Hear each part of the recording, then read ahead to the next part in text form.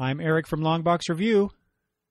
I'm Peter from the Daily Rios, and this is episode 11 of Eric and Peter's Legion Project Podcast.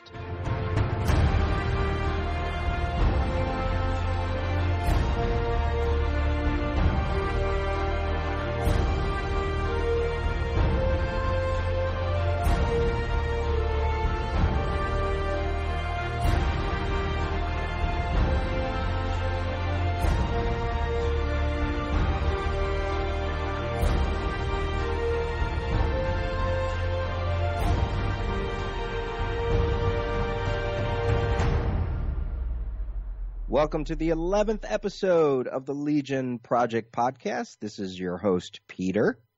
And your other host, Eric. Eric, how you doing? Pretty good. How about yourself, Peter? Good. Not too bad. Not too bad.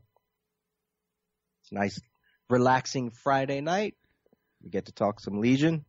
Yeah, the Friday of as we record this, a long, I don't know about you, but it's a long weekend. I don't know what you have planned for Labor Day weekend, but I get the day off anyway. I have 5 days before I have to go back to work. Oh, God. Do you want to trade? No. Nope. I only teach 3 days at the school, so Monday would be a day that I normally would teach, but we have off, so it kind of screws things up in continuity sense. You know, we've already had one Monday, but then we got to miss a Monday. So that's kind of weird. Mm-hmm. But, yeah, I have some time.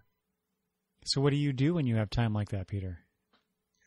Well, whenever this episode airs, I'm sure it'll already come up maybe through Facebook or through the Daily Rios or Twitter or whatever. I have to start going through my apartment and purging and packing because I am moving out of South Philly. Nice. So that's what I'll start doing. I'm taking the plunge. My girlfriend and I found a place, and we'll be moving into a new place come October. Very cool. Yeah. So does that mean you're going to get rid of a bunch of your comics that you have? It does. Oh, really? I was just joking, but no. I have 30 long boxes. I got to get rid of Holy this moly. stuff. Yeah. So, not to shill and use our collaborative podcast as a plug, but I will be dropping stuff. A list of stuff on my website on the Daily Rios of stuff that I just don't want anymore. You know, I'm not going to be selling them dirt cheap, but I'm not too trusting of eBay these days.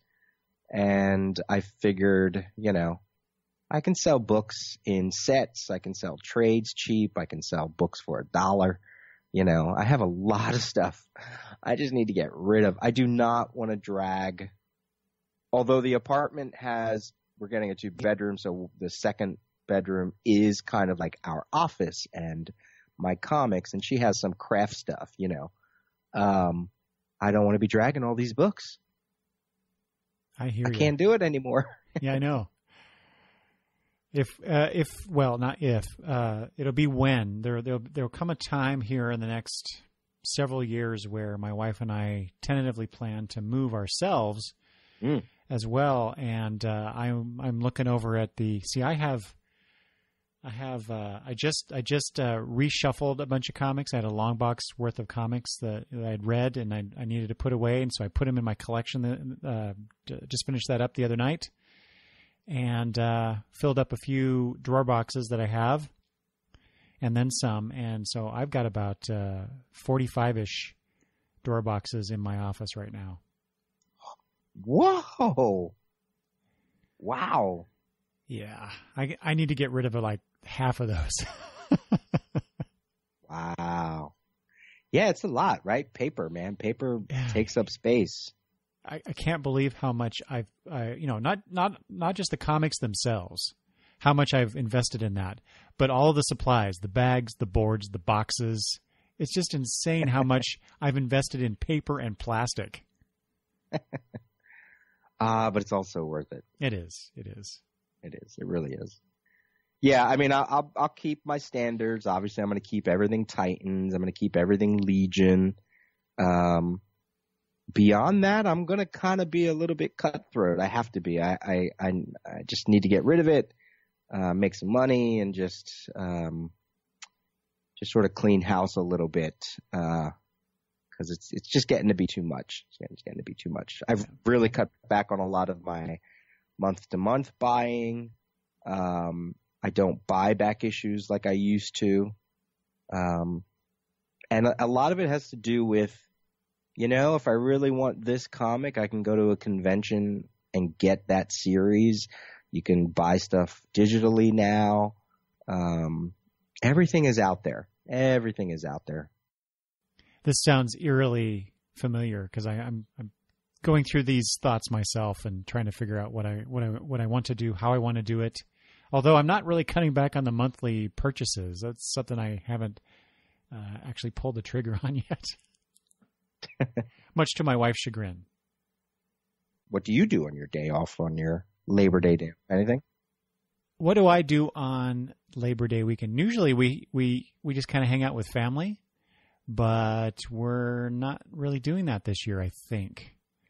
Okay. I'm not sure what we're doing. Oh, I do. Actually, I do. My wife is actually preparing for an exam, a professional exam that she wants to take before the end of the year. So she told me already that come Saturday morning through Monday afternoonish, she's going to be studying. So I don't have to do anything. Got no obligations, nowhere to go, nothing to do. So, I plan on just trying to chill and read comics. As it should be. Mm-hmm. All right. Well, as always, we have to thank RhoMusic for our fabulous intro music. And we will give we'll give links in our show notes to both the Twitter and the YouTube page, where you can look at some of the other stuff that composer has created. And that's a great way to kick off our podcast and great way to also end our podcast. So thank you, RhoMusic. Yes, thank you. Did also want to give a shout out to Chris, goes by Charlton Hero. He's a frequent emailer, and he sent both of us an image. Sort of like an episode cardette or an episode image for episode number 10, right? Yeah. Yep. Featuring Wildfire. Yeah. And we already recorded this episode. We already recorded that episode before he sent the image, but we haven't posted it yet, so we'll include it in the show notes. It's basically a riff on the Election Day cover for episode 10, featuring his favorite character, Wildfire. And Chris is an 80s, 90s retro blogger, and he used to run the Superhero Satellite website. And you can find him on Twitter through Charlton Hero. And like I said, he's been emailing a bunch of times, and it's a really cool image. It really is. Yeah, I love the swatches of or splats of color that he's got in the background there, and the kind of grayscale character collage in the background there. It's just really cool. He always is really skilled at sort of putting those things together. So he used to do, and I think they might have done one recently in the past bunch of months, where a bunch of bloggers would get together, or podcasters, and they would do like a team up and crossover, and they would talk about different things. And he would come up with the main image to highlight whatever the theme was. And I was always impressed with what he was able to do. So I think it's great. It's our first listener art. Yeah. Which is awesome. Yeah. When he sent that to me the other day, and I didn't realize he'd sent it to you too, but I was very excited to share it with Peter. But it totally made my day when I got that. Yeah. So thank you, Chris. Yes, thank you very much. And now the gauntlet is thrown, dear listeners. Ah. No, not really. Just kidding. But please, if you want to send us stuff like that, or feedback, as we always ask for, but images, musicals, I don't know, sketches. I would love to see if anybody's get if they go to cons and they're like, I always get Dawnstar sketches, or I always get Legion sketches. That'd be great. I'd love to see some of that stuff. Oh, see, I thought you were saying sketches of us. No. I'm not that. Yeah, that would be really cool to see what people get at cons. Oh, dang it, Peter! Now I really want to get my own Legion sketches at the cons I go to. I am going to Rose City Comic Con here next weekend at the time of this recording. But man, I love the original art that I get from these artists, but I just can't afford it. Yeah, it does get expensive. I got a Matt Wagner Grendel that last year that he had for sale, and yeah, that was about all I could get after that. Totally worth it though. It's a beautiful, beautiful drawing. Oh, that's great. I don't think I own any Legion original art. I'm not a big original art guy, but I also don't think I own any Legion sketches now that I think about it, because I usually always get like Wonder Girl or some, Nightwing or something like that. So I'd have to check to see if I have any. I don't think I do. That's a shame. Yeah, I don't either. The only thing I have, I got at Rose City last year, I think it was. I got a print that Sandy Jarrell had for sale, and I think you saw this online too, Peter. The Dancing Legionnaires. Oh yeah. That was great. So he had that print for sale, and so I have that up on my wall. But that's it. That's all I have for Legion. So I gotta. Oh dang it! I'm gonna have to be on the lookout for people with Legion sketches. Well, it's a shame this episode will probably come out after that weekend. So yeah, that's true. I could have put a call out. All right, so shall we jump into issue 11? Yes. Okay, let's do it. Issue 11, Taking Care of Business, Old Business, and New Business. This was written by Paul Levitz, with guest penciler on the Old Business portion, Ernie Colon. Larry Malstead's the inker. And then on the New Business, we have a story by Keith Giffen and Carl Kessel, with John Costanza doing letters for both, as well colors by Carl Gafford, and Karen Berger is the editor. And the cover for issue 11 is by Steve Lytle and Larry Malstead. Issue synopsis, Old Business. After a Legion meeting, presumably from last issue, the OG Trinity chat about their role in the Legion. Meanwhile, Sunboy commits arson right in front of Science Police Chief Zendak before he says something that sounds creepy regarding Gigi Cusimano. Cosmic Boy, Saturn Girl, Lightning Lad, along with Baby Graham, travel to a prison in Antarctica, and Lightning Lad continues the Legion crime of destroying public property in full view of a Science Police officer who just shrugs it off with an apology to the Legionnaires. Interesting. Mobile Decide officially becomes president of Earth, and in the More Things Change, the More They Stay the Same department, he sounds suspiciously like a modern-day politician. Go figure.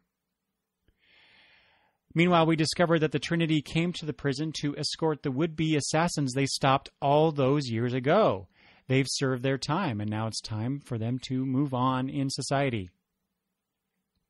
And then finally, in this first of two stories, Superboy makes a surprise appearance at the end, just in time for story time by Bouncing Boy. Cue new business. Bouncing Boy channels his inner vaudevillian while on a goodwill tour of the Spiral Arm Colony worlds, when he is accosted by a huge Legion fan, Comet Queen, who wants nothing more than to become a Legionnaire, and his cuddle buddy, apparently.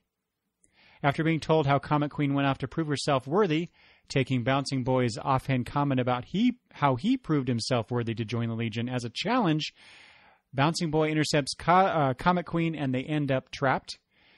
She passes the time by telling him her origin story, a cautionary tale for the Legionnaires to not reveal their own acts of serendipitous stupidity.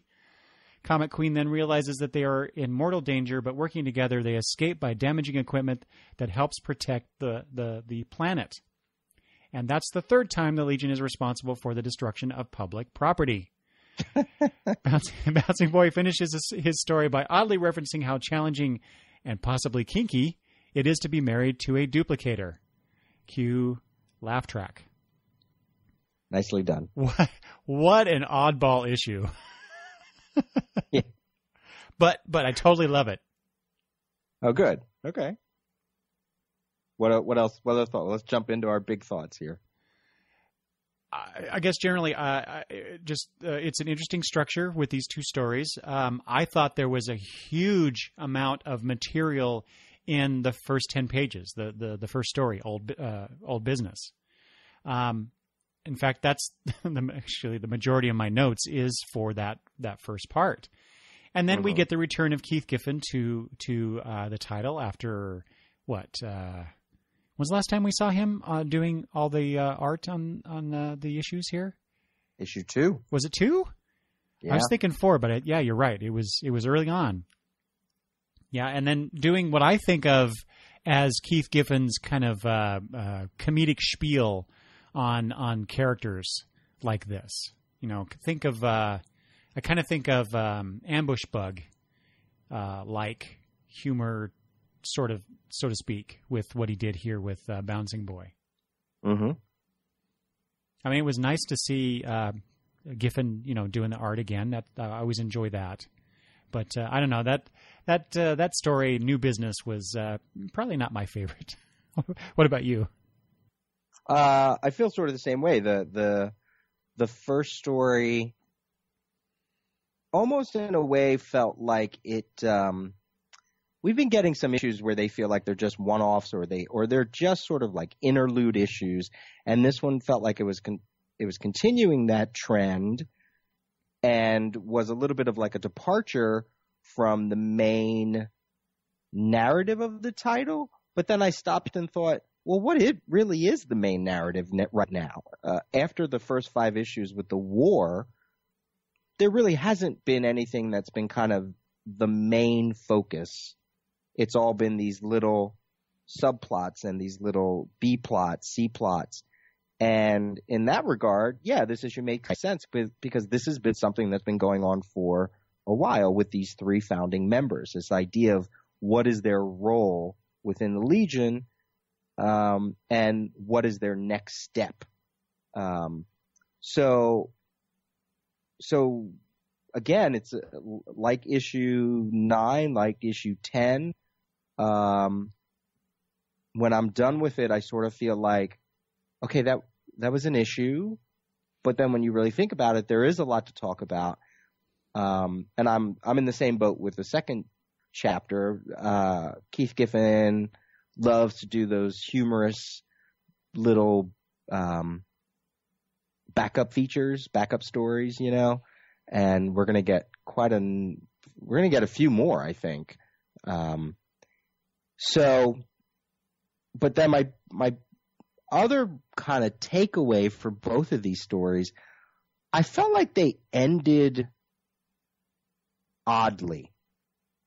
The second one kind of just ended, and especially because it starts with supposedly he's talking to Superboy, which was a nice little transition between the 2 stories, but then we never really kind of went back to that. And the first one left me a little wanting for something else. Like it kind of just faded by the end.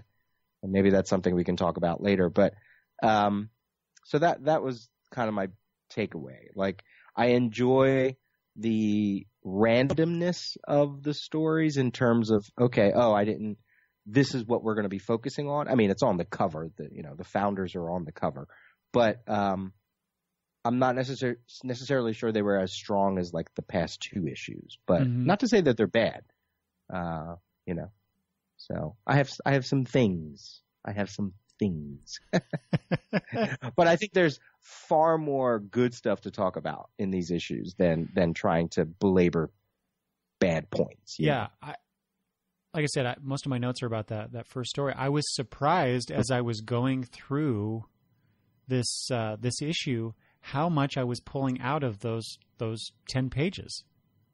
So yeah, there's a lot to digest, I guess. Should we start with the covers first? Yeah. Okay. What do you got? This is a hard one, because we always compare the two, but for the issue 11 cover, I just let it's very iconic. You got your superheroes doing their superheroic thingies, but it's just a nice nod to the original founders. I like the kind of like the mirror images we got going on. You got Lightning Lad in the middle there, but you got Saturn Girl and Cosmic Boy, and they're both demonstrating their powers in a circular or curvy way on either side of each other. You've got the Legion headquarters with kind of the three main points of it, the two sides and then the middle, mirroring how the characters are shown on the cover. And then you've got Lightning Lad doing his powers in sort of a fireworks show extravaganza, highlight, celebrating, that's the word I'm looking for, celebrating them as the founders of the Legion. And then you got this weird little thing down below with Bouncing Boy, a bonus Bouncing Boy blockbuster. I love alliteration, but it's a little odd given what they got going on with the rest of the cover there. Plus, I hate to, I'm gonna nitpick here. I don't like it when people do this. I don't like it when I do it, but I'm just gonna do it just to fill some seconds here, just because it's so odd. The way that Bouncing Boy's hand is drawn, his left hand. And I realize Bouncing Boy, his dimensions are always a little fluid, given his powers. Mm-hmm. But the what's the word I'm looking for? The anatomy. Yes, thank you. The anatomy is just way off. Right, his elbow would be really far down. Yeah, it's more like he's. Elongated Man or Elastic Lad. That's probably the better reference. Just letting loose with his arm there. It's just odd. Now, what about in comparison to the tails? So this is done by Ernie Colon, and I almost like this cover better. There's only one aspect about this cover that kind of knocks it off of the top spot in my mind between these two. But again, I love the way that he's drawn the as I referred to them before, the Trinity of the Legion here in that way. They're kind of silhouetted, sort of. They got kind of like this starry background. They're kind of translucent. They got the starry background there. As if they're kind of watching over the Legion, or even the universe in the way you could even take that in the way that this is drawn. It's very stately, I guess, in a sense. The only thing that draws my attention away from this, though, is how prominently Bouncing Boy and Comet Queen are shown in this cover. And I don't. If you looked at this, it would be like Final Mission, because that's what it says on the cover, Final Mission. And it would make it seem like those two characters have much more prominence in this issue than I think they really do. Right. That's the only criticism of that. But I really like Colon's work on this in the issue and on this Tales cover as well. Oh, cool. Yeah. I mean, Colon is one of my boys. I mean, I'm a huge Amethyst fan, and that's where I first saw his artwork. And I just appreciate his style. It's not everybody's cup of tea, but there's something about it that I like. I'm going to give it, though, to the Baxter issue. There's something very vibrant about that cover. And we haven't really been featuring the Trinity in a while, inside or outside. So it's nice that they get their little that they get some focus. Not that they need it, but they do need it in this series because we haven't really been dealing with them. It's always been teases here and there. So I like that. I also like it for the symbolic nature that from here on out, we're going to be seeing some new Legionnaires popping up here and there. Maybe not right away, but soon. And it's kind of like a demarcation line, or like here's one last look at the founders, and from here on out, we're going to blow up the team. And everything you pointed out, I agree with. And I'm such a huge fan of that version of the Legion headquarters that it's always nice to see on a cover. And then when I looked at the tails, even though I'm a big Ernie fan, I still went with the Baxter. I like the tails for all the reasons that you said. I also thought in comparison between the two, again, Steve Lytle probably has been doing this because he gets to do both covers. But here's Ernie Colon. Maybe he looked at the original one and said, oh, you know what? Maybe I will put Bouncing Boy and Comet Queen as the feature because they weren't on the original cover. You know what I mean? Mm-hmm. But I totally get your point about they're not the focus, even though they're sort of down on the bottom. I think about like the way comics are stacked. If there's like a little lip on the bottom, most of your eye, at least in that regard, would probably go to the three main characters. But then when you're looking at it, clearly Bouncing Boy, Comet Queen are in the foreground, even though they're on the bottom third of the cover. So yeah, I totally get that point. But yeah, I think they're both great. I prefer the one over the other, but it's nice to also see a different artist on the Legion again. Mm-hmm. So and like I said, I'm a big Ernie Colon fan, so I was all for it. Yeah, it's interesting. It's because he has a similar name to another well-known comic artist, Gene Colan.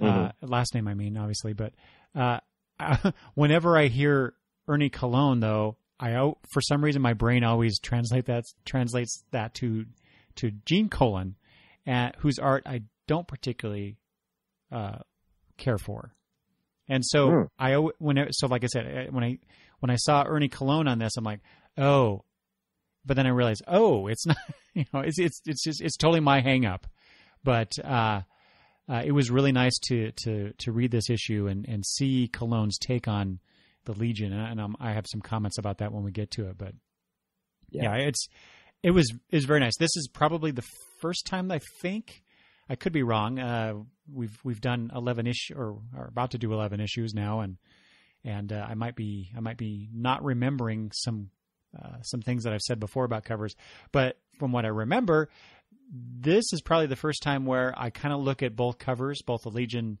and the Tales covers, as pretty equal in large parts. Mm-hmm. So that's nice. So usually it's pretty easy for me to go, oh no, I like this one. Right. And by the way, we're talking about Tales 336 in case people are playing the home game. That's right. Hey, yeah. Peter, on issue 11's cover, I wanted to ask you, since you seem to have this remarkable ability to remember things. Uh-oh. Is this issue 11 cover? Is this homaging anything? Is it referencing anything? It just seems eerily familiar to me, and I cannot place where it might be coming from.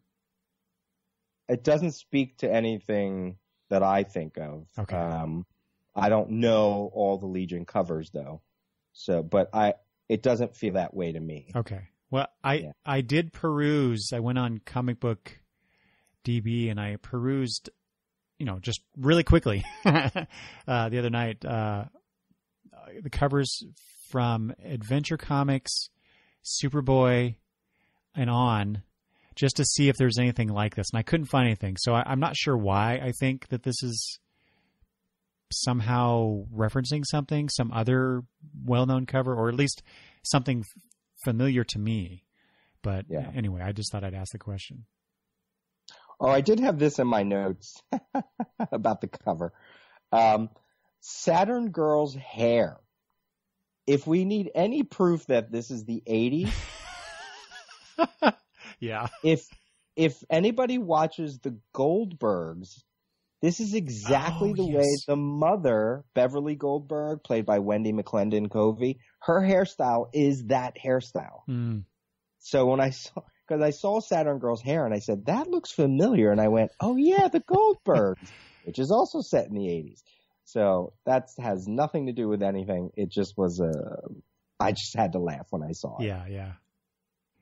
No matter how far in the future this is set, it's still produced with the sensibilities of the time at which it was produced. That's exactly right. So you sound like you have a lot of points on the main story. Why don't you go ahead and jump in and let me know what you're thinking. Oh, okay. Well, first of all,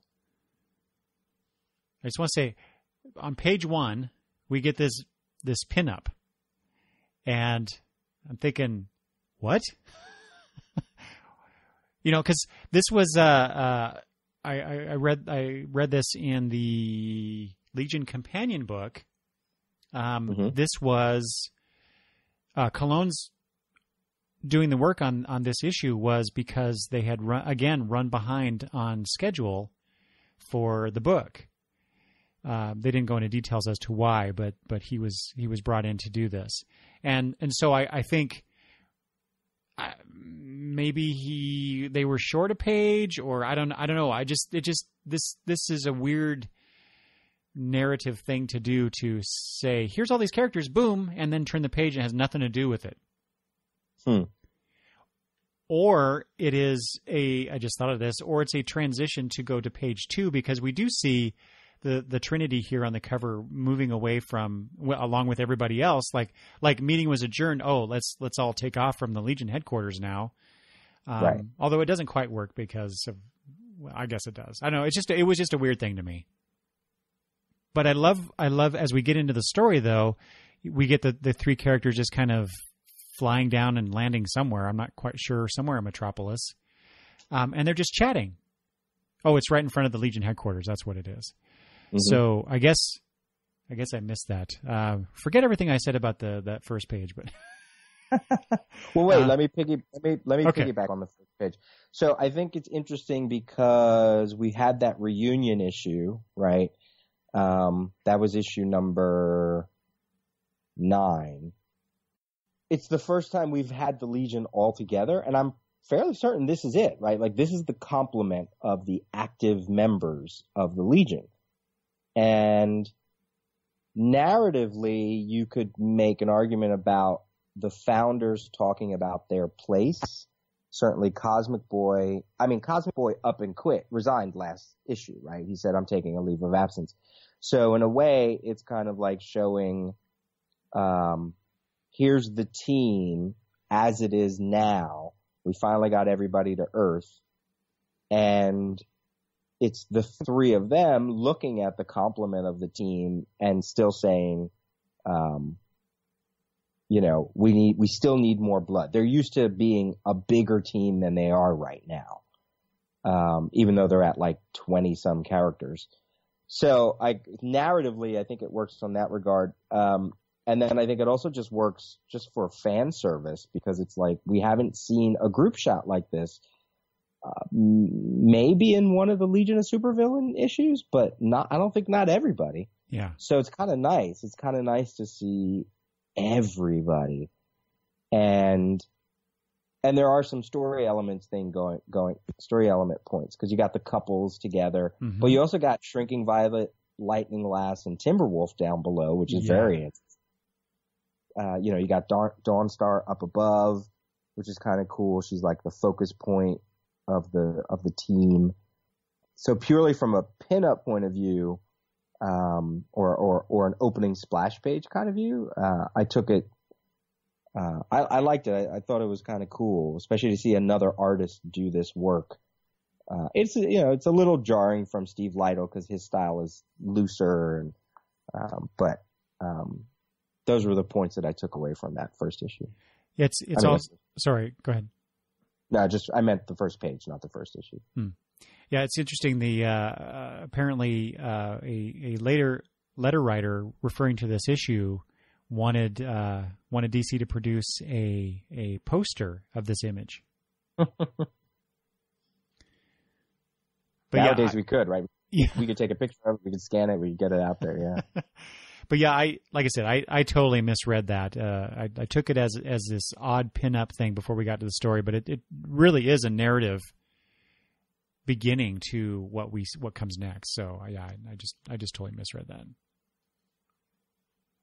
But you're right. I like what you talk about as far as the story bits here, especially of those three characters you mentioned at the bottom of this page. Because Timberwolf he's flying very close to his former love, and ogling her. I mean, he's clearly not watching where he's going as he's flying out from the Legion headquarters, and all his attention is focused on Ayla, which I thought that was a nice touch. And who's in between them? Yes, Shrinking Violet. It makes you wonder. Was Cologne really in tune to what was going on? Did he read the issues before he did this, or was he given some sort of direction? Because this is really, I think, spot on or intuitive understanding of what's going on with the Legion at this time. Yeah, I think it could also be, and I don't know if the compendium has anything about it, but remember when we talked about the Joe Orlando issue 6 fill-in? And how it felt like it was just vague enough because Levitz had to write it maybe early to give to the artist. There's one or two things in this issue that I feel like it kind of hits that same thing. Like I feel like Levitz might, as a writer, he might say, okay, here's my opening 5 chapters of my opening story arc. All right, then I'm gonna throw in a spotlight issue. And then he's like, okay, I'm going to do some other things. And then by issue 11, I want to focus on the Trinity. And then somewhere in the scheduling, he realizes, okay, I'm going to it's going to be a fill-in artist. All right. So, does he write it in a way that it's still vague, but maybe he jumps the gun on one or two things because he's not sure where it's going to fall or whatever, So, and the three of those characters feel that way. And then there's one other thing that happens later on, but I want to wait until we hit some larger points. That makes it again sort of feel like, oh, it kind of feels maybe not as, not in the way that issue 6 was, which they said it took him 3 months to do. So clearly they were creating that out of schedule. This one feels a little more in the schedule, but there's one or two things that make me feel like it's another one of those vague Paul Levitz things that's like, I'm just going to touch on it because I'm not certain where that particular story will be in the main Steve Lytle stuff, if that makes sense. Mm-hmm. Yeah. So, but I'll get there when we get there. So, all right. So I interrupted you about your larger point about the Trinity. So what else did you have? Oh, since you're just talking about Levitz and stuff, I wanted to, I guess, compliment him all these years later. I really liked how he kind of overlapped the dialogue that we saw from previous issues. As comics tended to do back then, even these serialized ones, such as the Legion, you would get, if you read every issue, you would get bits of information that we already experienced from the previous issue, because every issue could be someone's new or introduction to this comic, right? That was a little more prevalent, I think, back then than perhaps we have today. And normally I'm kind of annoyed at it because it's so overt. But here I thought Levitz did a really good job of doing service to that aspect of reintroducing these same ideas, but in a way that is not as in your face and annoying. Because it's these three old friends hashing out things that they've been talking about, but always seem to be getting interrupted, by various things. And so they just keep coming back to this, and it just sounds very natural the way that they are conversing with each other about this stuff. And then finally, in this issue, they have several pages in which they are able to express those ideas in more depth with each other. And then there's little bits of just, them, as long as they've known each other, just having that camaraderie, that experience with each other, and just being comfortable with each other. I just really love these first few pages with those three. It speaks to how well Paul Levitz handles the characters, gives them a certain gravitas. They feel older. They're looking at their life, even though they're probably just in their 20s, Yeah. And again, not to use the word again, but the symbolic nature of going back to their origin and going to this prison on the day that two criminals are going to be released, the two criminals that they stopped way back in their origin story. Yeah. They were going to go up against R.J. Brand or whatever it was. Every origin story is kind of different. And part of this was also the reason why I felt like the story, I wanted more at the end. They go to these prisoners.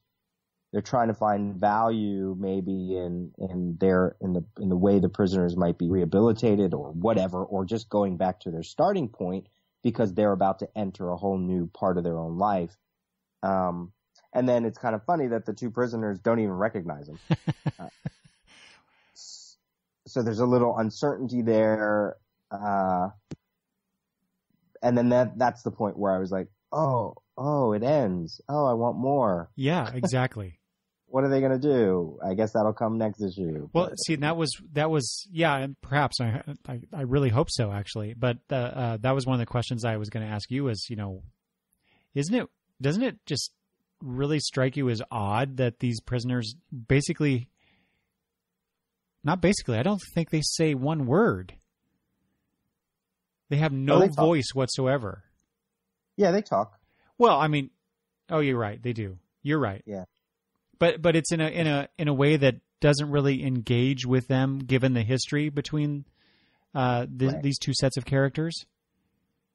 Well, there's that one bit of dialogue. There's a couple things in here that is a topic that they talk about in Star Trek a lot, about this notion that, in the Legion time, this is technically supposed to be a utopia, especially on Earth.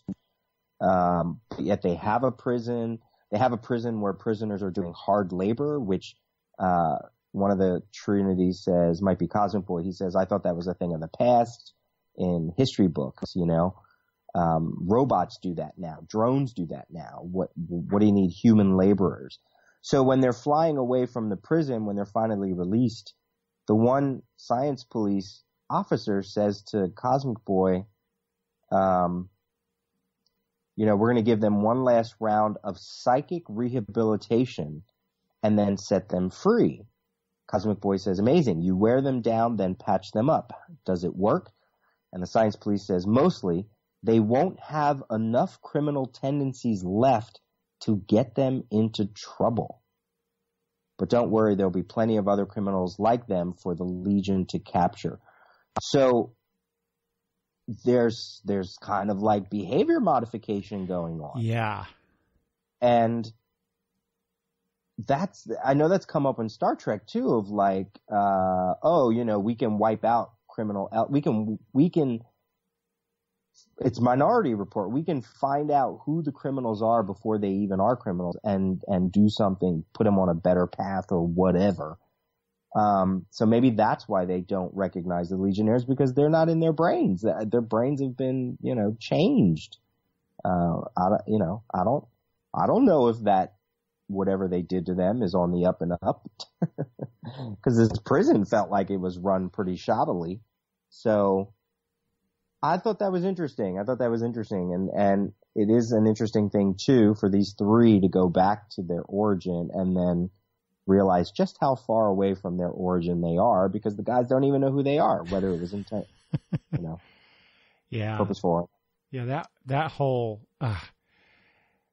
I say this a lot on my show, where when I'm spotlighting new comics that are ostensibly science fiction, but 9.9 times out of 10 they're dystopian fictions, and I don't care for those. And whenever I think of utopian comics, I always think of the Legion, and yet here I am, front and center, flying very clearly in my face this notion that, wait a minute, this utopia has a bit of a dark side, a bit of an underbelly, at least by our sensibilities in terms of how these prisoners are rehabilitated. And boy, that just it intrigues me, and I'd like to hopefully see Levitz and company explore this perhaps a little bit more. And two, it really bugs me that it's there. I'm trying to. I guess I don't want my cake and eat it too in this case. I want my Legion to be nice and utopian. Which is weird, right? Because it's a superhero book. Obviously, there are supervillains. There are evil despots all over the place. But they're supposed to be better, right? Right. Earth is supposed to be better. The president they just elected is supposed to be better, hopefully, than kind of the inkling we're going to get, That dovetails very nicely, because yes, we're starting to get these little snippets or injections, or I don't know. I'm trying to think of the right word that I want to use here, but this stuff is kind of snaking into our veneer of utopian existence in the 30th century, with, like you said, with the president and this stuff here. And so it makes me wonder what else is coming. And I wonder, is there a through line here, starting here maybe, to get from this to the 5 year later run? And if not in a deliberate sense, I think it's good enough evidence that the 5 years later run was not as big a departure that most people thought. Yeah. Yeah. I'm sorry, I interrupted you there. Go ahead. No, that's it. That was all that was my point. I guess the other one that that this is like one of the only prisons, a medium security prison on Earth. That's what Takran Galtos is for. The prison planet that is way, way far away. Just the idea that there are laborers, and it's, it kind of speaks maybe to the naivete of the Trinity, that they're like, what? They're doing manual labor? They live in the 30th century, but Paul Levitz and company still has to write from their point of view. Yeah. And there still needs to be conflict, and there still needs to be strife. And if the universe was a utopia, we wouldn't need the Legion in the first place. And maybe that's the point of the Trinity. Maybe that's the reason why they're trying to figure out their place. Well, can we talk about that a little bit? Yeah. I really dug the conversation that the three of them had. Like I said, Saturn Girl makes a comment about how the Legion might grow better without them, and then Cosmic Boy says about them being important to the team psychologically. Those two things put together, those two apparently opposing thoughts, with Lightning Lad not really saying much about it at all himself, which I think anyway. I need to find that place, but it was just a very interesting counterpoint to what Cosmic Boy has been saying for a few issues now, and I just really like this idea of the three founding members discussing not only their role but also the future of the Legion, with them or without them in it. It'd be interesting to see this conversation happen with other people in the Legion as well, just to get, I don't know, some sort of some feedback, I guess. Yeah. I think Paul Levitz is right in giving Saturn Girl and Cosmic Boy that conversation out rather than Lightning Lad, because he's more hands-on. I don't want to say he's not as intelligent, but the issue I had with that, and this I thought maybe spoke to having to hand this script off to a different artist. That same bit of dialogue that you mentioned, Saturn Girls, maybe they'll grow better without us. And Cosmic Boy says, I doubt it. Then he says, I've thought of leaving active duty too. And I want to say, well, wait a minute. You announced it last issue that you are leaving. So that was that was the one dialogue thing where I was like, oh, did they not remember that they just did that? Did they forget? Did they not know where this issue was going to take place? Why didn't they edit that? Karen Berger, what were you doing on that? Like, I don't know. Maybe he's just being vague or whatever, but I thought that bit of dialogue was a little counter to what we've already saw last issue. Unless he's rethinking it, but that's not really evident in what he's saying here. Yeah. Which is fine. Like, maybe he's just saying it. Maybe now that I think about it, maybe he's just going, you know what? I agree with you. I've thought about leaving active duty too. But the unspoken thought is, and that's why I did what I did last issue. Maybe that's what it could be. Yeah. It's perhaps a bit of clunky dialogue here. Yeah. But you're right. I do like that. He says the three of us are an important part of the Legion, psychologically, if not in terms of powers. Lightning Lad says, you mean like living history? And he said, and then Cosmic Boy continues, more like a continuity, a conscience. Yes. Yeah. And this with, and I'm probably jumping the timeline here, but this bit of dialogue, something else that happens later in their story, the fact that it's Ernie Colon drawing it, this was when I went, oh, this is basically the Zero issue for Legionnaires 3. That's what I figured as well. Yeah, right? Even though we're not going to get that miniseries for like another year, I think. It's a good setup. And if people don't know that miniseries is coming, then it's kind of cool because like you can read this issue, and then when we get to that issue, it'll be nice to come back to this and like see what kind of connection there is. So. Well, and Cosmic Boy also says, after he says the thing about a conscience, he says, I don't know what I mean, but I've been thinking about it a lot. And that's where I was, coming back to Paul Levitz. It made me think that, is Levitz struggling with this question as well? And this is his way of working through it by having the characters talk about it as well. And I thought that was just a tiny bit meta, and I always enjoy that kind of stuff. Yeah. They talk a lot about the rules, right? Like we get Lightning Lass saying, I'm glad that they waived the duplicate power rule so that I could join the team, even though Paul Levitz knows that Lightning Lad eventually is going to leave. But then like Cosmic Boy's like, I don't know if we should have done that. I'm like, oh, Cosmic Boy, you're such a stick in the mud. You're such a rock in the mud. But then the next page, they're like, look, we've been on active duty and on leave a lot of times. When we got married, we were basically forced. The rule says we couldn't stay on the team. And Saturn Girl's, she's saying, but we came back when the rules changed, and maybe that was a mistake to come back, I guess. But these rules are kind of hardcore, right? Like, oh, is that why Ultra Boy and Phantom Girl aren't getting married, and Mon-El, and because is that why they got to do it all in secret? Because if they do, they're going to get kicked out of the team.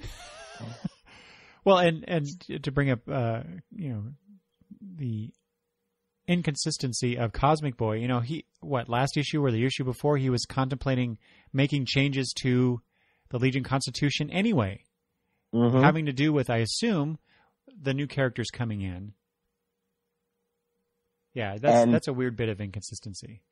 Yeah, and I think we'll find that that Constitution rewriting is to find a place for these three characters to be. So they're not necessarily they're not going to be active, but they're not going to be reservists. They're going to be something other. And, that opening dialogue where he says, Saturn Girl says, boy, we shouldn't wait so long to do all this formal Legion business. That meeting, I thought it never would end. And Cosmic Boy says, we needed a quorum, Saturn Girl, which means they probably voted on something, or at least something was brought up so that that it could be discussed. So Paul Levitt's being vague because this is not the issue where he wants to talk about that. It's going to be like next issue or something. I don't know. But at some point we'll find out what it is the whole point of all this was, I hope. Yeah, exactly. Yeah. But if purely from a character point of view, it's a great story. It's a great story with those three. And I think I said it before that none of the three are my favorites, but it goes to show the longevity of the three of them. And way before we ever got Superman, Batman, and Wonder Woman as the Trinity, it was Lightning Lad, Saturn Girl, and Cosmic Boy. They were the Trinity, especially for the Legion. Mm-hmm. And Legion fans know that, but I don't think I necessarily felt that because they weren't my Legion. I came in later, and I didn't read many stories with them. So this issue struck nicely in that regard. Can we just talk about the silliness of Graham pinching people's noses? Yeah, pinch lad. I think one of the letter columns says nose tweaker lad or something. Yeah. Yeah. That's funny. It's silly, but it's funny. And that too reminds me of something. I can't place it. It's like this seems eerily familiar, and I just can't remember what it is. I like when Levitz gets silly, because usually that's Giffen's thing. Obviously, when we go to the backup tale. But Levitz being silly is fun and puts an innocence on a kid whose twin brother is not so innocent. Right. Yeah. Yeah. So maybe like the one, I love the second one where she's like, careful. Or no, it's Cosmic Boy. It's Cosmic Boy. He says, kid's got some grip. And it makes me think, oh, yeah, I bet he does. I bet he does have some powers we don't know about. Well, but later when they're at the prison, yeah, a guard is kitschy-cooing the kid, and yeah, as you said, Saturn Girl says careful. And I what I like about that though is how both the guys, Cosmic Boy and Lightning Lad, are just standing there smiling, waiting for this poor cop to get his nose tweaked. Sadistic bastards. Yeah, the Legion sometimes want to poke fun at like Sun Boy being too arrogant, but they come across as being a little too privileged and status, their status is very high. Yeah, but the comedic nature that you're talking about, I just have to constantly remind myself that these are they're 30th century teenagers, so to speak. They're not considered adults in this society, at least as far as we've been told. Despite the fact that I think you're right, I think at least these three are probably in their early 20s at the very least.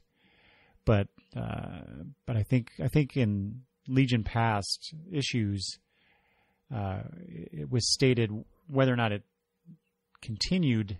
That idea continued through, but they're considered younger than their physical age, I guess. So yeah, having them behave in this way, just kind of like you say, silly and the thing I pointed out, it's just like, yeah, teenagers would kind of act like this, I guess. Right. Even though two of the teenagers have produced children together. I just wanted to point out a couple things on the art for this. Mm-hmm. I don't know, because I went back and looked. I wanted to find what the original rendition of that origin story was, just to compare it to what we're seeing here, because I thought there might be some parallels to it. And I put it out there on Twitter because I could not find this myself. But eventually, through Google, I found that apparently the version of the story where these three are going somewhere, they're on the same flight as RJ Brand, and then these two guys try to assassinate Brand, and they stop them, setting up this issue, this the part of the story here. There are some parallels to how that story was shown. And I thought that was really cool of whether it's Levitz or Cologne doing the homework to reiterate that original story. Even to the point of, Lightning Lad doesn't shock one of them, but he does interact with them. He does try to stop them. And Cosmic Boy actually does pull, originally it was the gun from one of the would-be assassins, and he does the same thing here with whatever the tool that is that the guy has. And then more importantly, the two assassins who are being rehabilitated here, they actually do resemble the characters from that original story, down to the way that their hair is, the baldness of one of them, just the general physical features. So I thought that was really cool of Cologne to do that. And I guess the whole notion that Saturn Girl senses them. Yes, exactly. Yeah, exactly. I did not catch that at all. That's great that you mentioned that. I totally missed that page is basically the origin story. Yes. That's how dumb of me. But yeah, that's great. I'm glad you mentioned that because I totally bypassed that. But then as you mentioned on page 11, there's this again. How cool. Well, I'll come back to that. Let me just. So there's that image there on page 11 with the hourglass and Cosmic Boy at the bottom there saying, "And we three all feel so much older." And then up above is the image of them drawn very much like Silver Age Legion stories would look. Right. Which again was a nice touch on Cologne's part to do that. Yeah. I really dug what Cologne was doing in here, and it made me think, boy, what would have happened if he would have been the main artist on the Legion? What if he would have continued taking over from Lytle? What would we have gotten? What kind of a look and feel and story beats and ideas working with Levitz would we have gotten as compared to what we do get? But it's just one of those nice little what if things. Now that I think about it, I think he also does the Cosmic Boy miniseries around Legends, doesn't he? I think you're right. Yeah. Yeah. So we definitely will get more Ernie Cologne Legion stuff, which is great. Yeah. It definitely makes me excited to read Legionnaires 3. As I've told you before, I've not read that. I have the issues, but I've never read it. So I'm really looking forward to that. And again, for listeners who are playing the home game, we will be doing the Legionnaires 3, but in the publishing continuity. So like when it actually ships, whatever issue of the Baxter run it ships around, we'll get to it then in a format that we'll talk about later. Did you say that's about a year away in publishing time? I think so. So that'll be a year or more with us? Yeah. No, we'll get there. We're doing pretty good. We're burning through. Let's talk about the President Desai, his inauguration on page 7. A character to watch, which we talked about last issue in the Election Day issue. We're not going to say why, but definitely watch out for him. His speech is interesting. We shall have a lengthy agenda of progress. It is time for Earth's day in the starshine, and many things must change. Our economy, our government, our lifestyles. change will reach deep into your lives, even to our institutions of law and order themselves. Did you get a chill? Yeah. Reading that. And we've been getting hints of that because, Colossal Boy's mother said to herself, boy, I hope the Legion survives whatever comes next. I think R.J. Brand might have made a comment or two about that early on. And now we're getting it here, we're getting clearly something's going to come up. And it may not be overt. It may not be a main plot, but Levitz is slowly letting it trickle in that this president might have ideas, or maybe someone's giving him ideas. Mm-hmm. Yeah. I also thought it was interesting the way he says the change to our institutions of law and order themselves, and given the presence of the science police in the various capacities in this issue, I thought that was an interesting dichotomy. I don't think it was intentional, but good little one pager there. And doesn't he look on the fourth panel on that page? He just, I don't know, the way that he's drawn here, he looks immensely satisfied with himself. I keep coming back to what we talked about in the Election Day episode, where these candidates were supposed to be chosen for certain qualities. And I think the computer that chose this guy, I think there was some tampering. I think there was I think some outside collusion. Force. No collusion, Eric. No. Yes. Yeah. Mm-hmm. Boy, could you imagine if this story was written today? Oh, too much politics in my comics.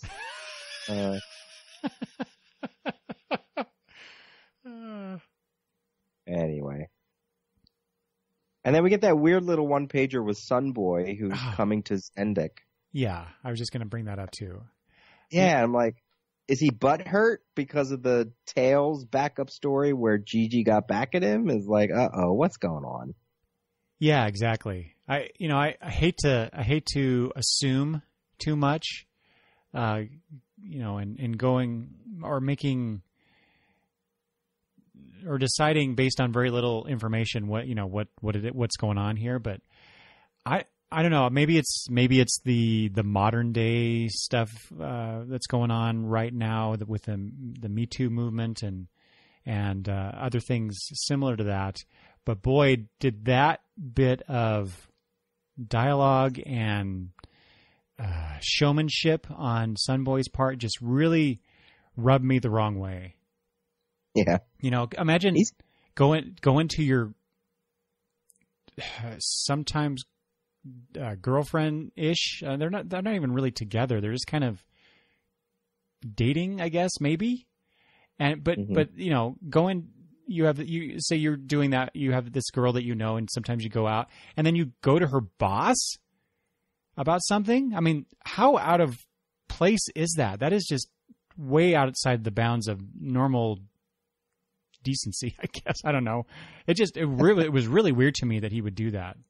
I don't care. I don't really care what it's about. It's just seems wrong. Boy, does it make me not like Sunboy. The stuff that's been going on with Sunboy here and in the Tales issues that I've been reading along with this, he's not one of my favorites. Yeah.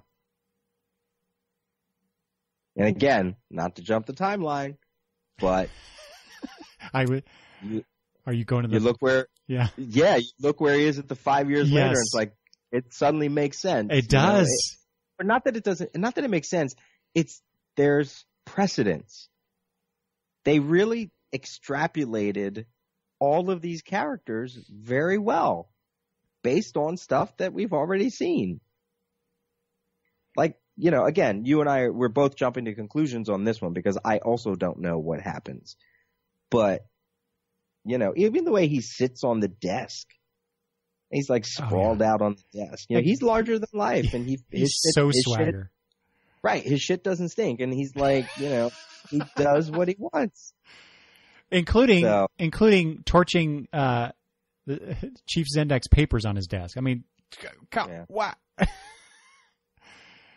Oh boy, One of the things I kind of implied this in the issue synopsis, but man, did the science police defer like crazy to the Legion, to the point where in the Antarctica scene, those security robots that attack the trio, they destroy them, and the science police officer there is like, "Ooh, sorry about that. We didn't know royalty was coming," or whatever.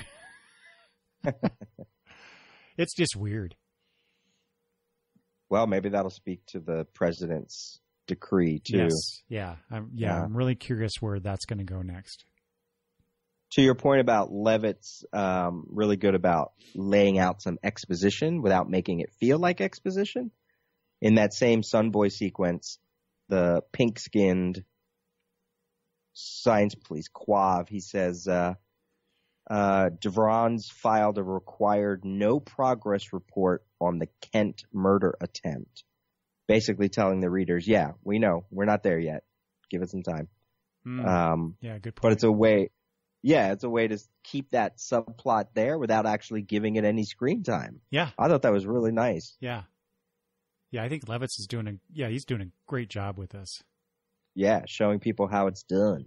Yeah. And then the first balloon goes to that larger utopia point where he's saying the Crime Watcher program handled most of the arrest reports without any officers. So it's like, are they drones? Are they robots? Is it cameras? Like what's the Crime Watcher program? This isn't anything we're ever going to see, but it speaks to the futurism of this book, that they can make arrests and do things without actual bodies present. And when you start to rely on that, is that a good thing? Is that a bad thing? If there's a program that doesn't need officers, yet the Trinity go to a prison that actually needs bodies to do work, and they're shocked by it. I don't know. There's some larger stuff in here that probably doesn't mean anything, but it's nice when it gets dropped in like that. And I assume this is the first time we've heard of the Crime Watcher program? Yeah. Yeah, okay. Yeah, boy, you mentioned Minority Report earlier, and I guess that Crime Watcher thing I just kind of blew past before, but boy, this is really creepy. the whole thing with the Crime Watcher, the prison, the rehabilitation, the president. Yeah. We're heading into some dark territory here. I hope so. Makes for good conversation. That's very true. So what do you think of Superboy showing up there at the end? Yeah, okay. Do you have thoughts about that? Because I have one sort of big thought about it. No, please. I just thought it was an odd thing to do. And like you said, just he shows up for a couple panels and that's it. Yeah. So when I saw the character and thinking about when this book was released, Crisis is going on. So we're up to issue 3 by this point. So we're getting close to a point where this character, this Superboy, will cease to exist, right? There's a very real pre-Crisis Superman origin story.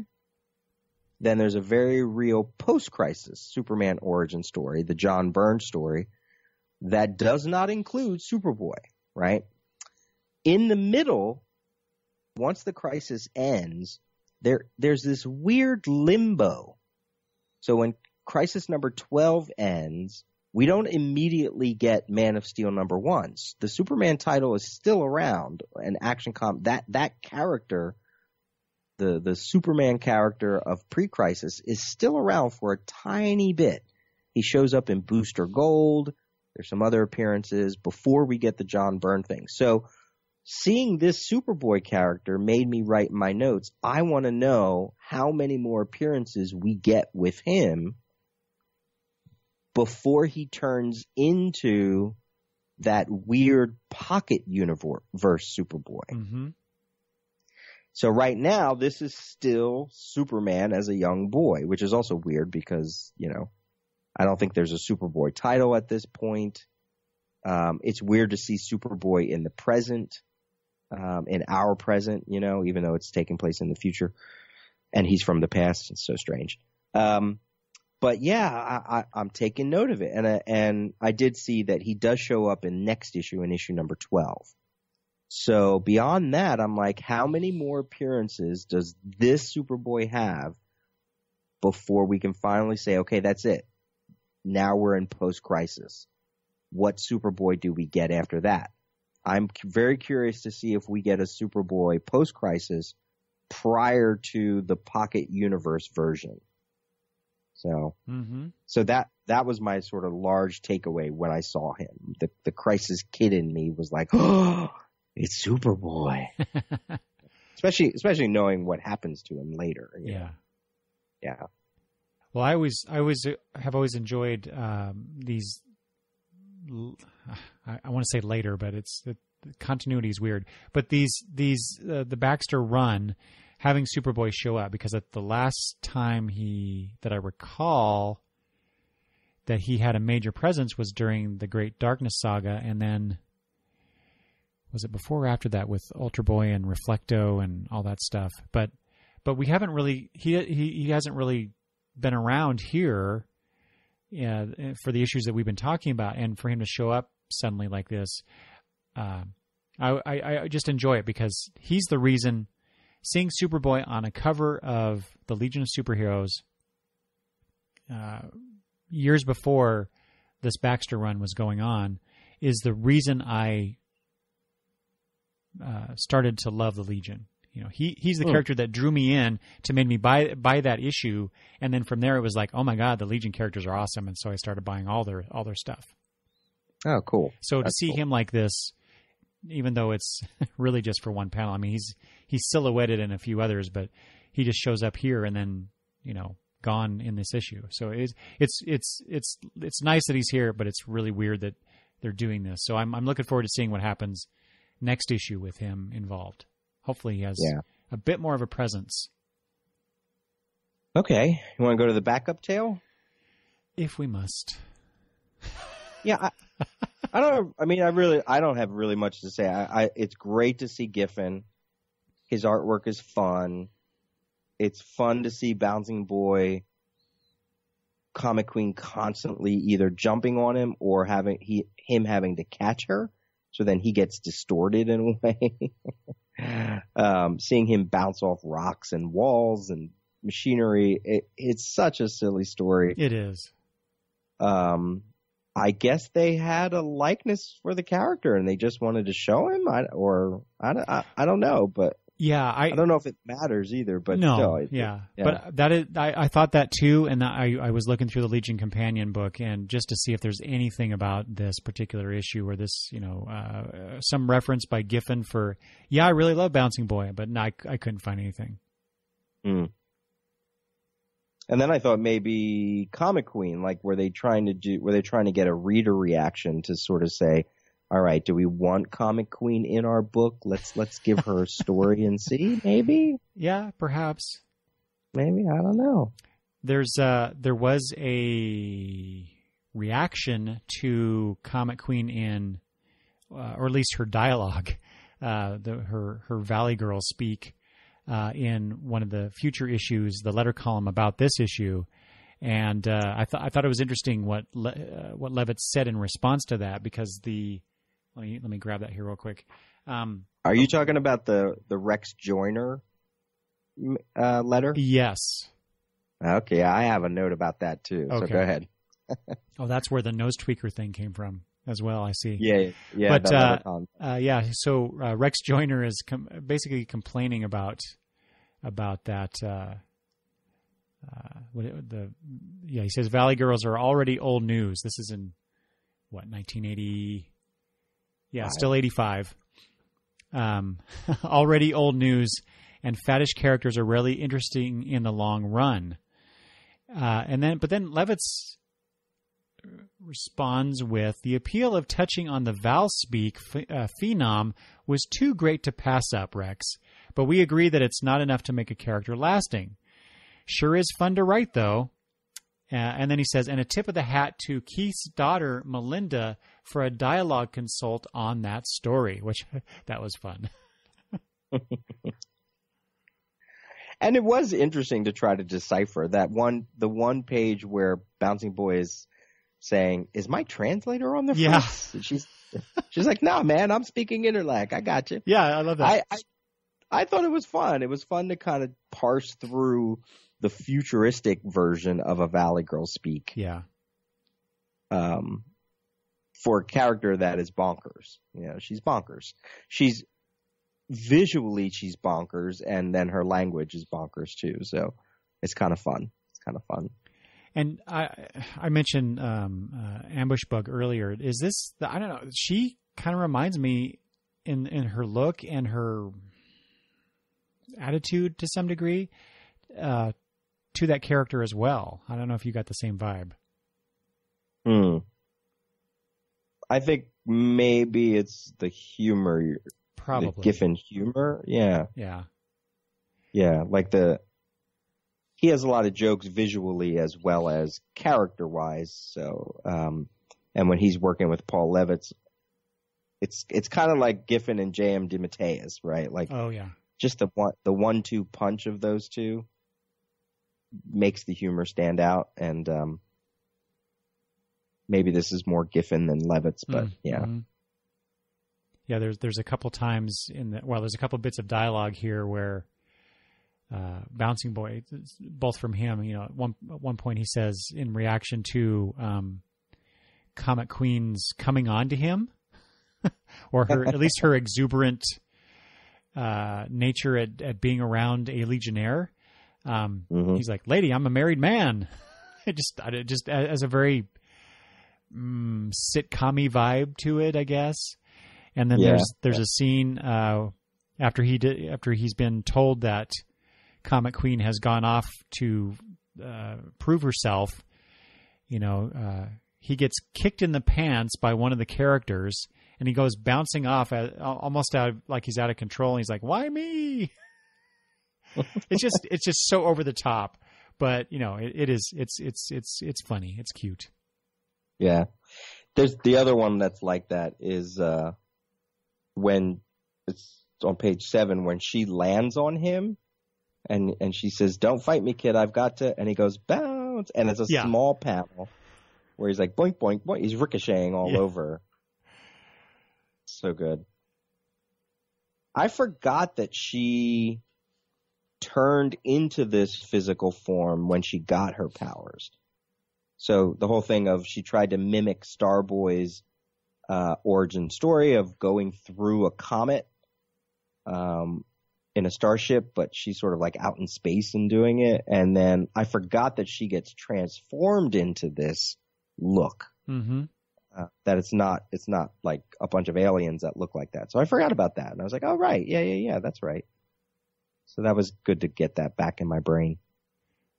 Was this not the first time that we've gotten her origin story? Or are you just saying that you remember reading this from before? Probably that, and then I just forgot. You know, I just forgot that she's, you know, because I know this is the first time we're getting her origin story, at least in the Baxter issue. Okay. In Baxter issues, I don't know about the regular newsstand. Yeah, I say that because I don't recall seeing this before. In the pre-Baxter stuff. And she's been around for a little while at this point. Going on 2 years probably by this point. Yeah. Well, most of those, maybe even longer. Her and Lamprey and Nightwind and Powerboy and Laurel Kent, all those Legion Academy members, they've been shucking around in the background a couple times. Yeah. But we definitely get the spotlight on her for sure, and I really like that you know, because we always get a spotlight issue on a Legionnaire. It's rare that we get some other character, some connected character to the series. So I really like that, and Comet Queen is at least visually, I never really cared for the Val speak at all, but at least visually, she's an interesting character. Yeah. Well, to go back to that Rex Joyner thing, I just have one sort of tangential thing that I want to get on my soapbox with. So you read his letter about the Valley Girls, that they're already old news and faddish. He continues and says, look at Disco Dazzler, Richard Dragon, or Vibe of the Justice League of Anonymous. Basically, he's trying to mimic Vibe's speech by saying not justice, but Chustice. I did not understand that. Yeah. Okay. And calling the Detroit era Justice League the League of Anonymous because, it's Gypsy and Steel and Vibe and Vixen, they're not A-listers.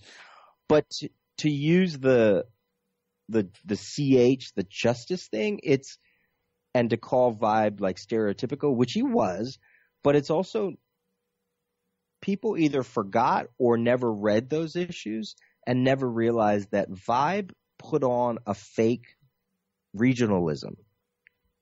He put on a speech whenever he was trying to be bigger than what he really was, like when he was with his gang or trying to show off to a girl. But when he would get hurt or he would have a moment of sort of like true emotionality, he wouldn't have that regionalism anymore. He wouldn't speak like that. And that was Jerry Conway's way of sort of saying, yeah, he's a stereotypical character, but there is more to him that we can play with here.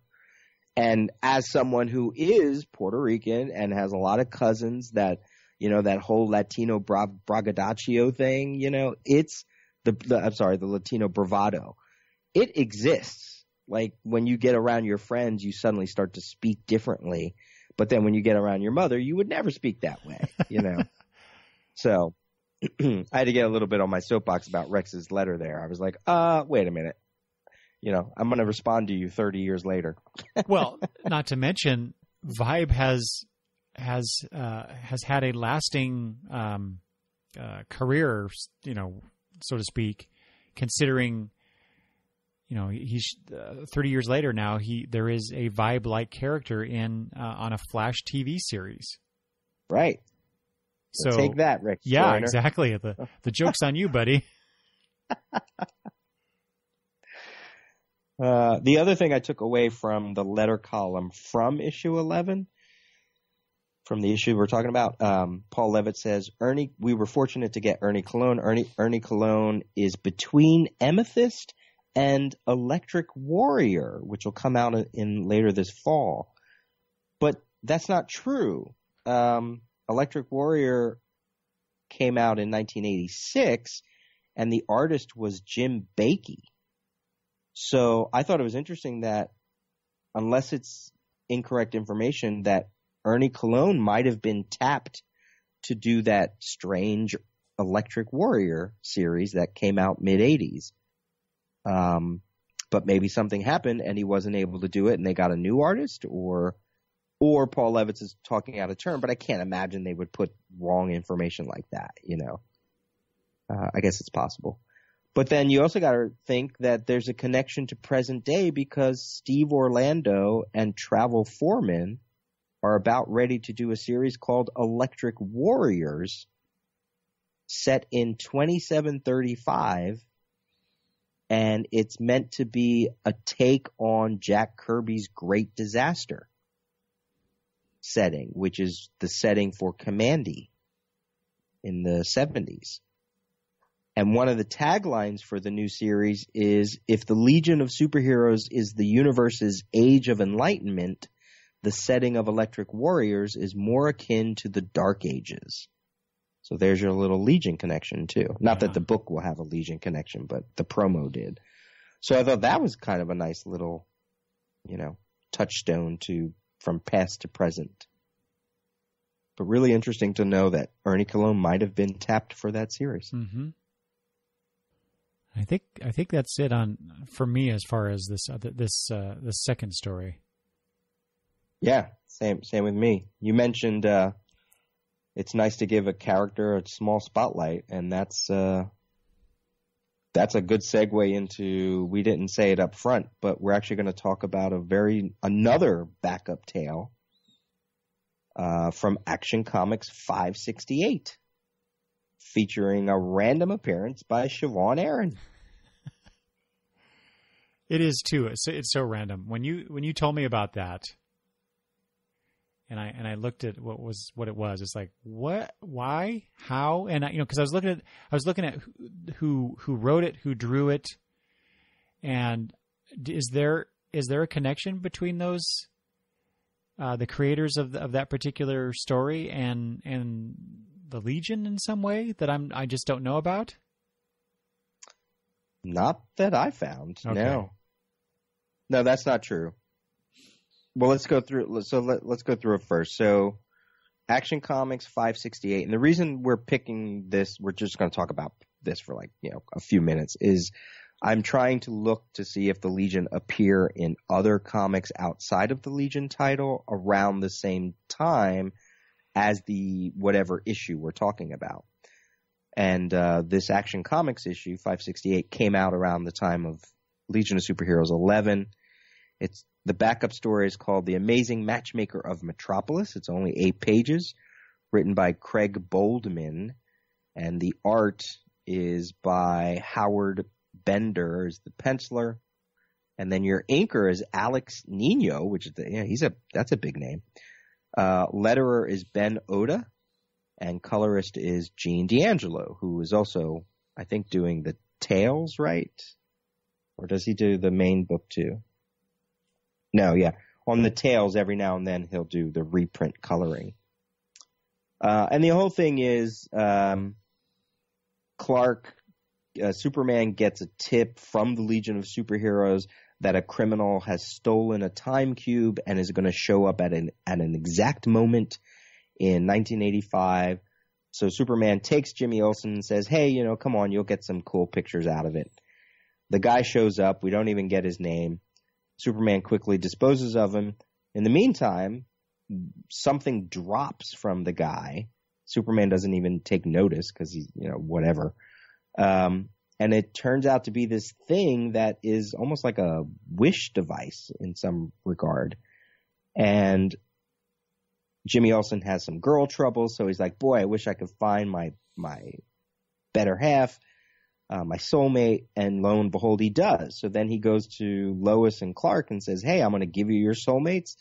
And he zaps their brain, and Lois meets hers, and Superman meets his in the form of this superhero named Nova Woman. I thought that was kind of cool. Next thing you know, there's somebody stalking Jimmy Olsen because this device is a thought actualizer from the 30th century. And who should it be but Siobhan Aaron? She's been casing Jimmy Olsen, and he realizes, and she says, I'm the Legion liaison, and we need to take this back to our future. So she does. And the three of them, Clark, Lois, and Jimmy, are left heartbroken because they lost their dream dates. Because they were never really real to begin with. They were just fabricated by this machine. So it's truly like this just little one-off she's in maybe 4 panels. And she's just like, hi, I'm Siobhan Aaron. I'm a random Legion character that has showed up in a backup tale, which is not unheard of for Action Comics, but still. And that was about the point of it. That there really wasn't anything to add. It's not like she mentioned Element Lad or anything like that. She just was like, I'm a science police from the future. Give me that. I'm going back. Bye. See ya.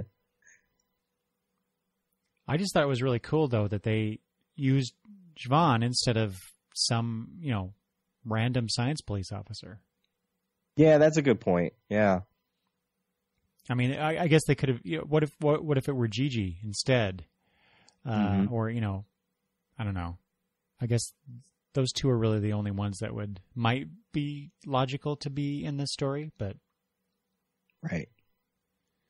And they gave her a nice panel. Like when you do finally see her, you see the Legion L behind her, designed behind her, which is kind of cool. just to kind of hit home the Legion connection. I thought, for me, even though this feels like a little bit of like a Silver Age type story, yeah, my whole thing was, so these are the characters that the Lois and Clark really want? Lois gets this blonde investigative reporter or whatever he is. No, he's an undercover. What is he? I think he's an undercover cop. Yeah, undercover cop working a drug case. Yeah, right. But he's handsome and blonde. Yeah, and Clark thinks up basically a female version of himself. This nerdy girl who is not really nerdy. She's just hiding the fact that she's a superhero named Nova Woman. And that Clark's dream girl is not Lois. Yes. And Lois's dream man is not Superman. That was interesting. Yeah. I mean, Jimmy's makes total sense because it's him in female form. So I had the same thought, Peter. That was just kind of a weird thing. Well, I guess they're all versions of themselves. Yeah. Now that you say it. Yeah, I didn't catch it. Except for the blonde part of the Lois's guy. Well, she was always doing that too, though. Wasn't she always going undercover? Oh, that's true. Disguises? Yeah. Good point. So maybe that actualizer is not really working. Is that the point? Well, and I might be stretching this just a tiny bit, but the scenes in which what is her name? The Clark's Mindy, yes. Mindy, when you see her, she's got the dark hair, she's got glasses. She actually reminds me of Diana Prince. Huh. From back then. I can see that. And sure. She transforms into a super woman. Mm-hmm, or, mm-hmm. I screwed that up. She transforms into a Wonder Woman.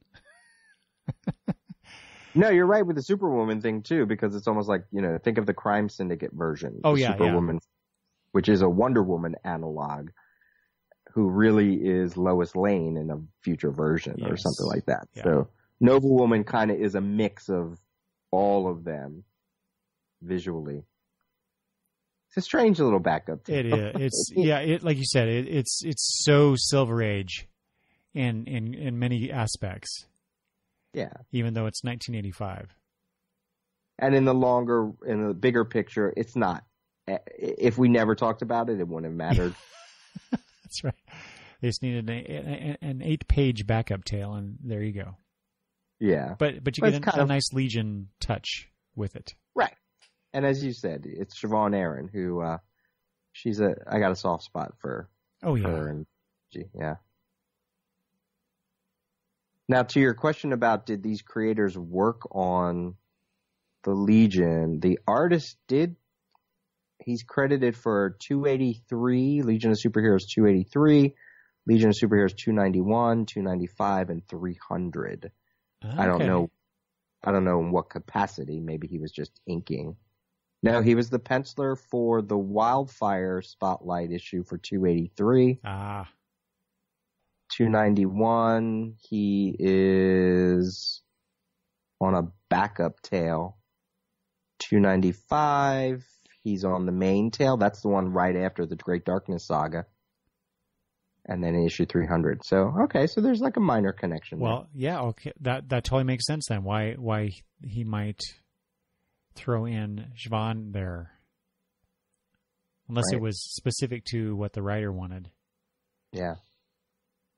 But I always think whenever it says words, and I'm assuming a lot here. When it says words or something along those lines, other than writer, I tend to think maybe the artist had more to do with the story in general, and then the words guy he's the dialogue person. But who knows? I mean, Julius Schwartz might have had his heavy hand on it. Yeah, there's that too. Yeah. It was probably his idea from the start. Yeah. So that's it. That's all we just wanted to touch on it just real quick. While we're in this sort of Legionnaires around the DC Universe section, real quick, since the Crisis is going on, Crisis issue 3 shipped around this time, and that's where we got the death of Kid Psycho. If you know your Crisis story, everybody had to have a sacrificial lamb within the Crisis. And I guess Paul Levitt said, all right, kill Kid Psycho. He's nobody. That was actually my introduction to that character was mine that too. issue of Crisis. And so I'm like, well, I want to find out more about this kid. And he really goes out in a punk way. A wall falls on him, and then the antimatter cloud eats him up, and he's not even awake. It's like, you poor schmuck. Yeah, he went out bad. Well, if I remember that character correctly, he was dead already. It was just a matter of time. Yeah. Okay, so let's close out the issue with our new little Who's Who feature. This is where we are looking at a Who's Who issue that came out around the time of whatever Legion issue we're looking at. So we got Who's Who issue 4, and we got 3 entries: Chameleon Boy, Chemical King, speaking of another dead character, and Chlorophyll Kid. And Eric and I are just sort of feeling out what this segment is. We're just sort of riffing on, what did we learn? What did you learn, Eric? What did you learn? What did you take away from the art, from the text? What did you take away from these 3 entries of these 3 characters, especially considering where we are with the Legion stuff? So with Chameleon Boy, which, lovely art by Keith Giffen and Carl Kessel. I really like Kessel's inks on Giffen. He kind of reins the guy in a little bit, perhaps, and I don't know. You get the nice Giffen vibe, but not kind of out there where Giffen tends to want to go. Mm-hmm. Not that that's bad. I'm not saying it's one's better than another. I just I like what I like what the different inkers do for Giffen. Yeah, but. I didn't know this thing about Chameleon Boy, and I don't know if this was introduced in issues sometime. I meant to go look this up, but I ran out of time. But it says here that that Colossal Boy recommended the codename Chameleon Boy for Reap. And it reminded me of that the reunion issue where there's this one background bit where Chameleon Boy is, I think he says something like "looking good, Cam" or something like that to him. Mm-hmm. Do you remember that? And so I'm like, well, that always struck me as kind of odd. But after then reading this entry in Who's Who, I'm like, oh, well, that totally makes sense. Yeah, they're good friends, and I looked up. I did go back to that first appearance actually, and it does not come up in that issue. So it's either Legion lore, or it happened in a later issue, or it was written for this Who's Who. Yeah, I don't know which. Yeah, I'd like to find that out.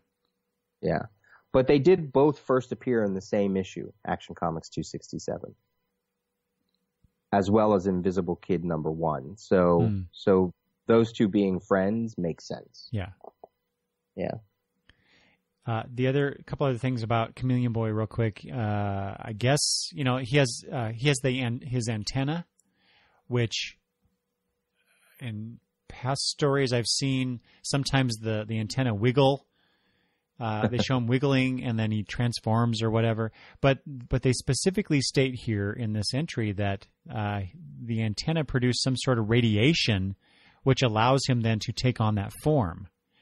Yeah. Which I don't know. I guess if it was there and I missed it or what. It just seems like a weird bit of 30th century fiction that this creature, this Durlan, produces some sort of radiation to do what he does. I don't know. That does come up in the Mark Waid 3-boot era. Oh, okay. Of the 2000s. So, most of those characters got a redesign for that era. And Chameleon Boy was bald, as he is. but he didn't have antenna, or they were really tiny. Yeah, I think and then right. They're tiny. Yeah, and then every now and then when he like is coming up against a change or he's coming up against a new person, they would extend, and then you would get sort of the classic Chameleon Boy look. So I guess, Mark Waid was somebody who was part of the Who's Who series. So maybe that's why he did that for later on. Yeah. And then I did like the whole point in his origin about he left the quarantine planet of Durla to combat pervasive galactic prejudice against his species of shape changers. There you go. Another, supposed to be a utopia, but they're awfully racist. Yeah. Specious. Yeah. Actually, that was in my notes for the Bouncing Boy story, because he says a few things that are that don't age well. Let's put it that way. Yeah, right. Yeah, about her and about yes. Yeah. The other thing I got out of the Chameleon Boy, since I looked up the first appearance, it was drawn by Jim Mooney. So that means Chameleon Boy was created by Jerry Siegel and Jim Mooney, artist Jim Mooney. Jim Mooney, man, he has a plethora of characters that he helped to co-create. So he did Chameleon Boy, he co-created Colossal Boy, Bouncing Boy, Brainiac 5, Shrinking Violet, Invisible Kid, Triplicate Girl, Phantom Girl, and Sun Boy and Wildfire. Wow. Yeah, he was at the very least, he was the artist on their first appearances. So that's pretty incredible. He's actually one of my favorite early Legion artists. Oh, cool. I'm not familiar with him, so. All right, what about Chemical King? Oh, poor Chemical King. If people don't know his backstory, he was actually first referenced in Adventure Comics 300, which was the Adult Legion story, and in it he was referenced as being dead. So, and then he later showed up in the Legion comics, 371, and of course. I just think what a waste of potential this character was, because he was potentially a really powerful Legionnaire, and my sense is that they didn't know what to do with him, and so it's like, well, he's just too hard to deal with. So let's have him fulfill his destiny and kill him off. I mean, he was fated to die, right? Right. Yeah. And in the issue in which he does die, because I did go pull that out of my comic box. I read that issue because he sacrifices himself to save the world from I forget who it is now, but someone trying to start World War something, whatever number it is. Yeah. What the hell was my point? He was in the story. He was constantly making derogatory comments about himself, about his usefulness, his importance on the team, and then he goes and does what he does. So I guess they had to prop him up a little bit. So that they could just kill him. I don't know. It was weird, but it was just something, like I said, that this character could be one of the greats if they would have just, did a little research maybe on what chemical reactions could produce. I don't think I've ever read a comic with him in it. I was really curious, how many issues does he actually appear in where he's not just a background character? Not a lot. I mean, his first appearance is 1968, August 19. So he's celebrating 50 years, and then he was killed in 1977. That's a long time to be around to not be featured. That's true. So it's almost 10 years. He joined the same time that Timberwolf joined, because they both infiltrated the new Legion of Supervillains at the time. Right. Created by Jim Shooter and Kurt Swan. His first appearance was also the first appearance of the Legion Academy, which is interesting. And his Who's Who entry he gets a full page for a character that is not all that important. And even his logo, his title, his character logo is just kind of boring. It's just whatever. And his text is so tiny. He's barely got any text. They should have given him a half page. I don't know why they gave him a full page. I like the artwork by Dan Jurgens and Larry Malstead. Makes him look pretty good for a character that's a washout. Mm-hmm. But a full page for him? Really? Who's Who? Okay, if you say so. Well, and then it's interesting, as you say, because Chlorophyll Kid gets a half page, or not even quite half. It's just like under half. And I realize, he's a substitute Legionnaire, but he might have had a greater impact in Legion history, given what happens down the road, than Chemical King, certainly. Now, well, I guess except for maybe stopping a world war, perhaps. Oh, I guess. I guess if you blow yourself up trying to stop a Sun Eater or a world war, I guess that's pretty important. Yeah. Chlorophyll Kid. So what I like about him, all right, so he's also done by Keith Giffen and Carl Kessel. They kind of have a standard pose for both him and Chameleon Kid, right? Hands on the hips. I think this is the first time we're seeing this costume, though. That I was wondering that too. Yeah, because his previous appearance is in DC Comics Presents, an issue of DC Comics Presents, and in that one, his unitard is basically all green. Mm-hmm. He just has like a leaf emblem on his chest, right? And this look is the look that we're getting in the special coming up very soon. That's what I figured. Yeah. So that's kind of cool. That's what Who's Who was supposed to be. It was supposed to be, sometimes showing off new costumes.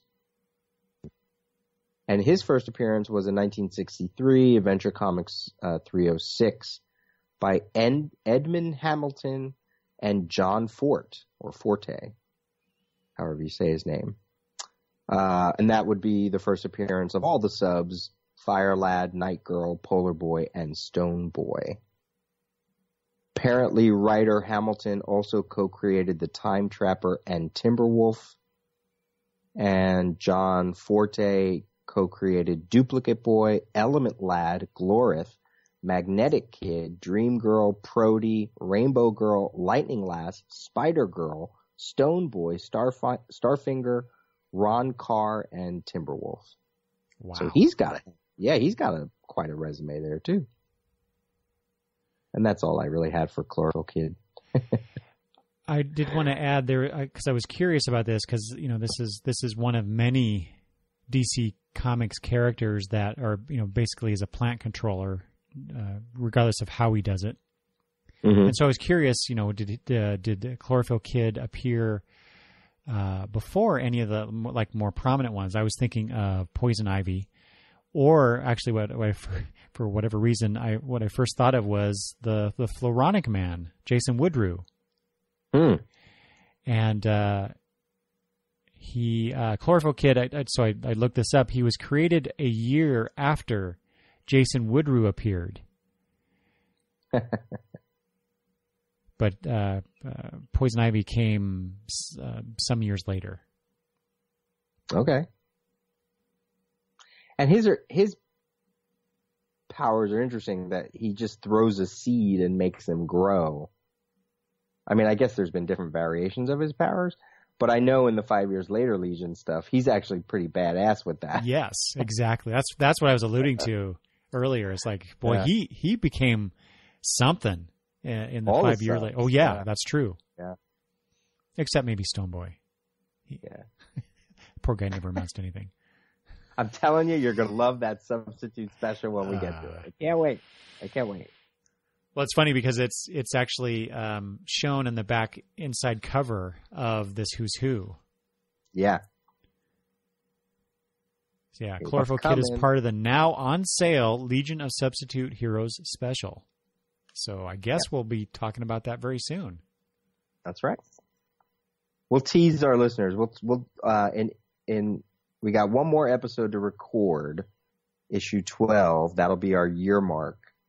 And next episode, when we talk about issue 12, we'll tell you what we're going to do with some of these tangent stories, some of these annuals, the Legion sub special, Legionnaires 3. We're going to tell you a tale next issue. Wow. Could you be any more subtle, Peter? Right. I just came up with that right now. I'm tired. It's almost 1 o'clock. I know. I'm sorry. No, that's okay. Nobody knows what that means until next episode, so that's right. Okay. Stay tuned. Yeah. All right. I think we're done, right? I think we are. Cool. It's a fun little episode. Another one in the can. Please send us some emails if you want. Let us know what you're thinking about with some of these issues, and you can do that at peter@thedailyrios.com or longboxreview@gmail.com. Awesome. All right, Eric. It's been fun. As always. Yep. And as always, long live the Legion Project Podcast. All right, Eric. See you later. Bye, Peter.